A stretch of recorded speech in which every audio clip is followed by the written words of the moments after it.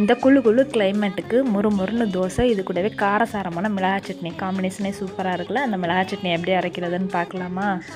இதுக்கு வரமிளகாயை ஒரு 1/4 மணி நேரத்துக்கு முன்னாடி சுடு தண்ணியில் ஊற போட்டு வச்சுருந்தேன். அது ஒரு 10லேருந்து ஒரு 15 மிளகாய் எடுத்துக்கலாம். ஒரு 7-8 பல் பூண்டு, சின்னதாக 10 சின்ன வெங்காயம் வந்து சேர்த்துருக்கேங்க. இது கூடவே ஒரு சின்ன துண்டு புளி, தேவையான அளவுக்கு உப்பு சேர்த்துட்டு இதை நல்லா நைஸ் பேஸ்ட்டாக வந்து மிக்ஸி ஜாரில் போட்டு அரைச்சிக்கலாம். இந்த அளவு அரைச்சிங்கன்னா போதும்.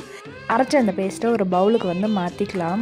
மாற்றினதுக்கப்புறமா இந்த சட்னியை வந்து நம்ம தாளிச்சுக்க போகிறோங்க. தாளிக்கிறதுக்கு ஒரு 2-3 டேபிள் ஸ்பூன் அளவுக்கு நல்லெண்ணெய், அதில் கடுகு, உளுந்தம்பருப்பு, கருவேப்பிலையும் சேர்த்துட்டு நல்லா பொன்னிறமானதுக்கப்புறம் இந்த சட்னியில் சேர்த்துக்கலாம். நல்லெண்ணெயில் தாளிச்சா தான் இந்த சட்னி நல்லாயிருக்கும். அதுவும் தாராளமாக ஊற்றி தாளிச்சிட்டிங்க சூப்பராக வந்து இருக்குங்க.